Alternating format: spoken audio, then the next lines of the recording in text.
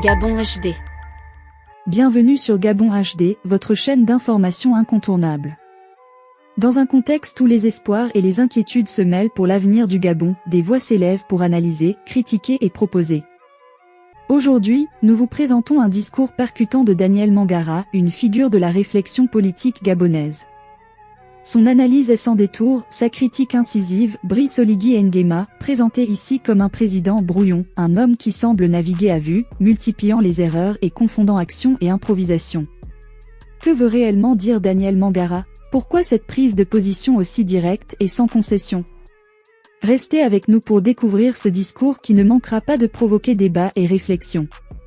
Vous êtes sur Gabon HD et c'est maintenant. Vous avez un président brouillon. Il est tellement brouillon qu'il a voulu m'éliminer de la course en donnant à des tocards, je dis bien des tocards, la rédaction d'une constitution où ils ont encore une fois glissé par effraction un article d'abord improvisé sous forme de l'article 53 et devenu aujourd'hui article 43 où il a, je dis bien, confié à des tocards le soin de nous éliminer. Sauf que, bon, ben, je m'amuse parce que vous dites, venez vous présenter cette année, on vous attend. Mes chers amis, votre président n'est pas capable, il ne fait pas le poids. Il a la frousse de moi, je dis bien la frousse de moi, si je voulais utiliser le langage habituel, il tremble dans son froc, comme un prêtre. C'est ça la réalité, mon cher ami. Il tremblote, je n'ai même pas envie de dire il tremble. Il tremblote dans son froc à l'idée de moi. Pourquoi? Parce qu'il le sait. Les bongos ont tremblé avant lui et ils ont tout fait pour m'éliminer. Et il refait la même chose parce que c'est un enfant des bongos. Il sait qu'il ne peut battre personne. Il ne peut pas me battre en tout cas. Donc j'ai envie de vous rigoler au nez, mon cher ami, que quand vous parlez de votre président, sachez de quoi vous parlez parce que techniquement, il bat qui s'il ne triche pas. Et c'est ça qui nous fait dire que c'est un faiblard, en réalité. Un faiblard qui ne croit pas en lui-même. Allez bombo le torse lâché à Mwanda devant un petit pour dire vous me connaissez, non. Avec un langage de lycéen. Il lit ses discours comme un lycéen. Vous pensez qu'il fait le poids devant qui? J'ai envie de vous dire, c'est vous qui devez aller vous cacher, mon cher ami Mekamamba. Parce que techniquement, vous soutenez quelqu'un qui est en réalité nul. Qui n'a aucune idée, aucune vision sur le pays, qui ne sait parler aux Gabonais que par les menaces. Je le vois, il va sur un chantier, je ne veux plus voir ça. Il devient le maçon en chef. On l'a vu l'autre jour faire son cinéma. Devenir un constructeur de routes en béton, n'est-ce pas, dans un cinéma surréel. Non, mon cher ami, votre ami n'a pas de courage. Le courage, ce n'est pas de dire j'ai des armes, je vais aller bombarder les QG et tuer des gens. Non. Le courage, c'est de dire je me sens capable de gagner devant tout le monde à la régulière. Je vais donc mettre en place une constitution permissive. Je veux bien que vous me disiez, venez vous présenter cette année, on vous attend. Mais vous m'attendez quoi? Dans la triche. Vous savez déjà votre candidat perdant. Vous manipulez la loi, vous manipulez la constitution. Et votre président ne sait même pas lire ses discours. C'est-à-dire que la seule chose cohérente qui sort de sa bouche, c'est quand on lui a écrit un bout de discours. Déjà qu'il ne doit jamais être très long, parce que si vous faites plus de 5 minutes, il commence à balbutier. Mais dès qu'ils sont de son discours, c'est les menaces. Vous me connaissez, non? Vous me mâchez, on me bombe le torse. Mais ce n'est pas comme ça qu'on est président d'un pays. On est président d'un pays parce qu'on a une vision et on peut expliquer cette vision-là. Je n'ai jamais entendu de cet homme un discours cohérent sur la vision qu'il a du Gabon. Jamais. Quand il apparaît en public, c'est dans un contexte où il va jouer l'expert de tout. Il va devant les agents de la SEG pour leur dire comment gérer leur boîte. On lui parle de l'argent qui n'existe pas, qu'il faut financer, les problèmes, acheter des machines. Mais lui dit, le problème c'est vous. Et il leur dit comment faire son travail. C'est maintenant, Oligui est expert en tout. Expert en béton, route en béton, expert en SEG, expert en je ne sais pas quoi. Il donne des ordres. Je ne veux plus voir ceci, je ne veux plus voir cela. Mais voir ça, qu'est-ce que tu sais de ce que ces gens font comme travail? Et après, oh, si vous faites des grèves, ben, on ne vous paie plus vos salaires. Alors que le droit de grève est entériné, encastré dans le système juridique gabonais.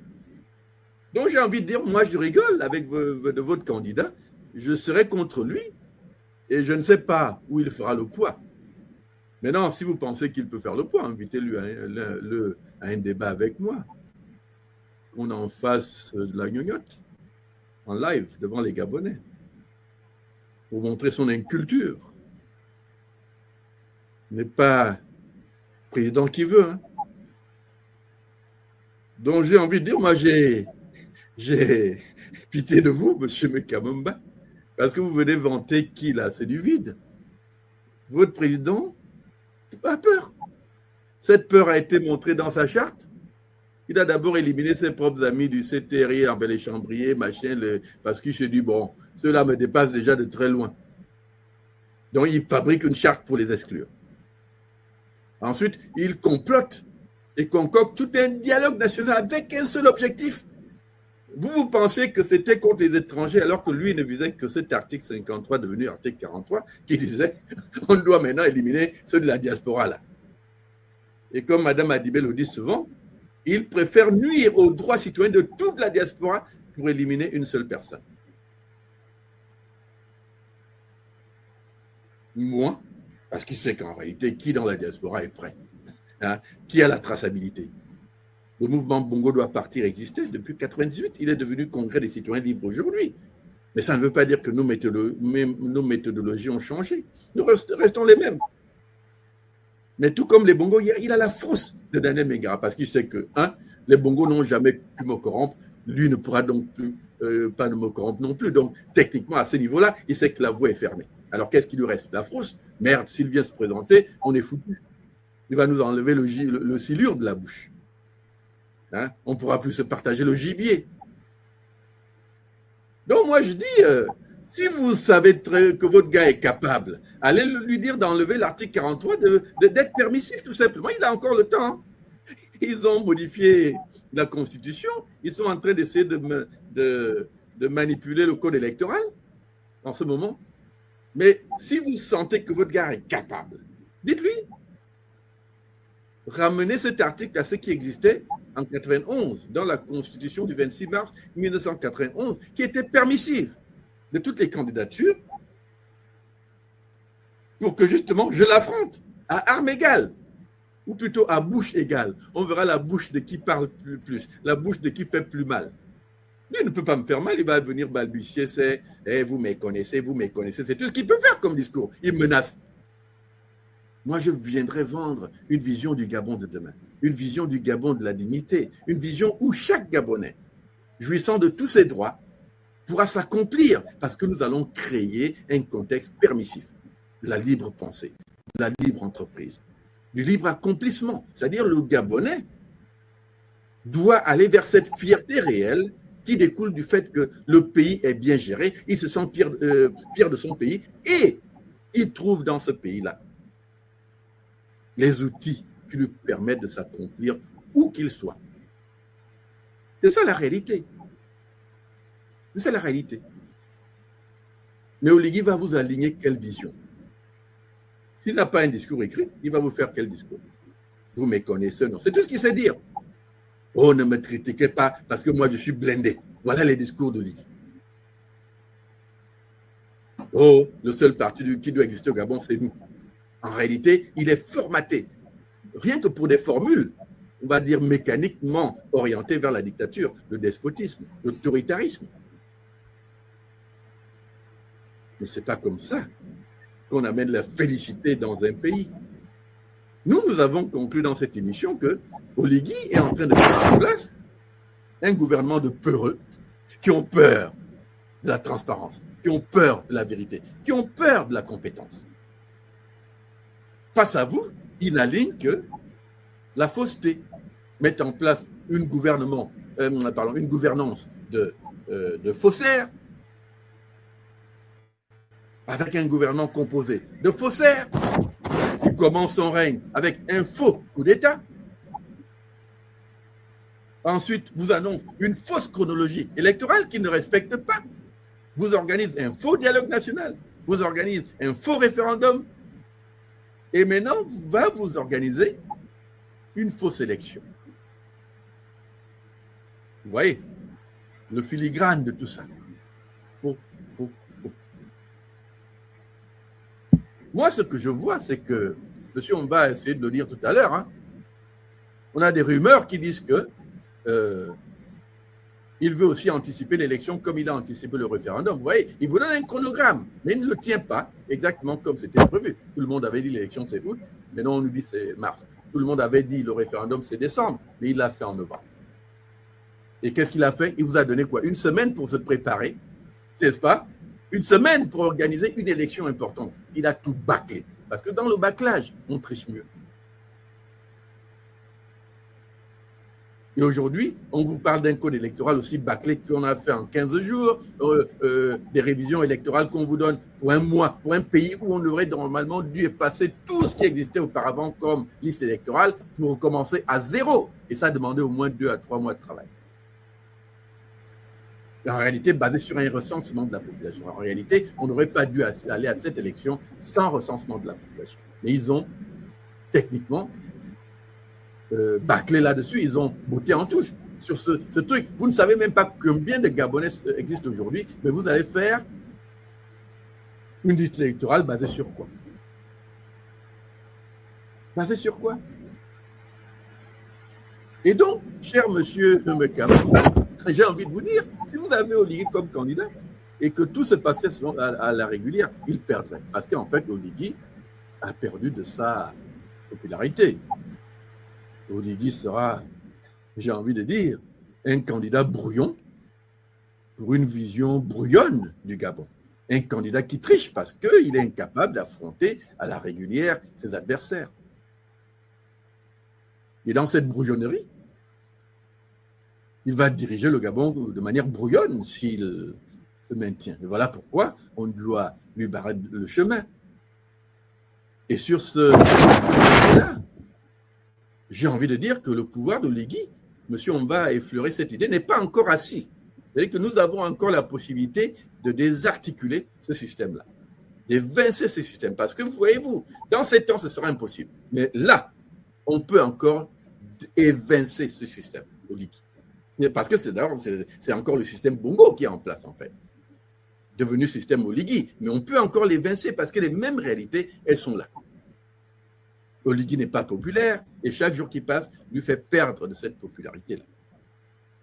Il triche parce qu'il se sent faible. Il triche parce qu'il se sent battable. Il peut être battu. Il peut être ridiculisé. Le référendum l'a démontré. Il vous a dit d'aller voter massivement. Ce qu'il a obtenu, c'est en réalité 60% de taux d'abstention. Il vous dit 54%, mais nous, on vous dit 65% au minimum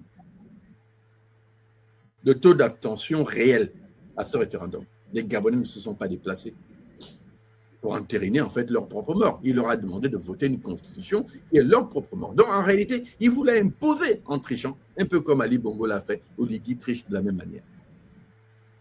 Mais demain, vous aurez beaucoup de candidats qui vont se pointer devant vous pour vous raconter les mêmes bêtises, les mêmes choses où on sort du néant et puis on dit on est en opposant. Sauf que si vous regardez le paysage, il vous reste quoi aujourd'hui? Regardez bien. Qu'est-ce qui vous reste? Moi, j'ai envie de vous dire, vous avez en fait des outils assez simples pour filtrer la bonne herbe de l'ivraie. Moi, je vous donne mon filtre. Parce que c'est ce que j'ai finalement constaté avec ce régime, un peu comme on l'a aussi vu avec le régime Bongo. Si quelqu'un, je dis bien si quelqu'un a servi un jour les Bongo et se présente demain comme candidat, il faut barrer. On a déjà vu ça. Tous les candidats bongoïstes nous ont trahis. Mbobam, menteur, il a trahi. Faux martyr, il était en fait complice d'Ali Bongo dans la débâcle même de sa propre élection. C'est quelqu'un qui a été envoyé pour jouer un rôle, le rôle d'opposant, et entraîner les Gabonais vers une voie de garage politique. La preuve, c'est que votre propre Zibi Bertrand l'a dit. Ne dites pas que je raconte des conneries. Zibi Bertrand nous a dit lui-même que lors de leur séjour au PNUD, où ils avaient fait un faux gouvernement là pour Mbobam et ses amis, Mbobam lui-même appelle Zibi Bertrand pour lui dire « Va trouver ton frère Ali Bongo, dis-lui de vider le Gabon de tous les jeunes parce que je ne veux pas qu'il y ait du sang versé. » Il savait que les Gabonais n'attendaient qu'un mot d'ordre. Hein. Allons dans la rue et versons Ali Bongo. Mais lui, il envoie Zibi Bertrand vers son frère pour dire vidons la ville pour éviter qu'il n'y ait des soubresauts, faisant en fait mourir sa propre révolution qu'il vous a promise en disant je ne laisserai jamais voler votre vote. Mais il vous a trahi. Il vous a trahi. Jean Ping, oh, carnet d'adresse, machin, on tourne en rond, on tourne en rond, on tourne en rond.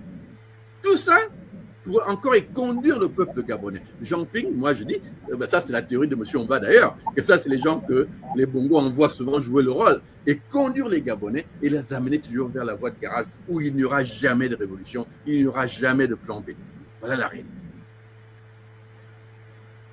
La dernière élection n'a pas changé, Ondossa a gagné, mais je ne crois pas qu'il ait fait grand-chose pour sacraliser le vote des Gabonais, dire on ne vote pas en toute impunité, le vote des Gabonais. Normalement, c'est tellement sacré que vous, en tant que leader, vous dites ce vote-là, on ne peut pas le sacrifier. Et on est prêt à mourir pour chaque parcelle de volonté citoyenne qui s'est exprimée lors de cette élection. Mais quand vous laissez ça comme ça, vous laissez les militaires occuper le terrain, vous laissez le militaire décider de tout, alors que le peuple qui a voté pour vous aurait bien voulu que vous donniez le mot d'ordre qui dit « Allez, j'ai gagné, vous savez que j'ai gagné, personne ne peut nous arracher ce pouvoir, allons le récupérer dans la rue. » Ça n'a pas été fait. Et aujourd'hui, les militaires font comme ils veulent. Parce qu'à chaque étape, nos leaders ont abdiqué. Et je dis, regardez le filigrane derrière tout ça. Le filigrane, c'est celui-ci. Si quelqu'un a servi un jour les bongos, je dis bien, si quelqu'un a servi un jour les bongos, cette personne ne peut pas être votre candidat. Si quelqu'un a rencontré un jour les bongos, je dis bien, si quelqu'un a rencontré un jour les bongos, cette personne ne peut pas être un candidat. Vous voyez, là, je viens de m'occuper de l'époque bongo, les bongoïstes. La traçabilité politique, c'est aussi ça. Quelqu'un qui a servi les bongos ne peut pas dire un jour que ça soit sous le CTRI ou machin, ou à quelques moments que ce soit, vous dire qu'il peut être votre champion. Non, ce sera toujours le champion qui se positionne pour vous amener dans une voie de garage et par la suite, vous n'aurez que des grincements de dents politiques.